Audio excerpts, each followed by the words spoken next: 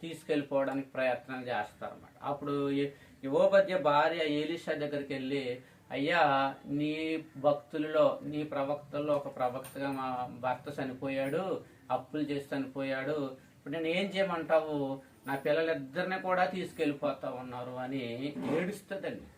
ఏడ్చేటప్పుడు అక్కడ జరిగే సిచ్యువేషన్ ఏంటంటే, అమ్మ నీ ఇంటిలో ఏమి ఉన్నది, నీ ఇంటిలో ఏమి ఉన్నది అని అక్కడ ప్రవక్త గారు ఆమెను అడుగుతాడు.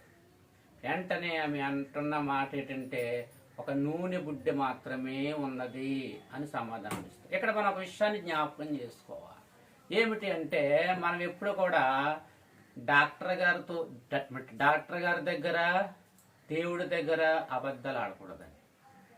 డాక్టర్ గారి దగ్గర అబద్ధం ఆడితే దేవుడి దగ్గర పంపిస్తాడు, దేవుడి దగ్గర అబద్ధం ఆడితే డాక్టర్ గారి దగ్గర పంపిస్తాడు అన్నమాట దేవుడు.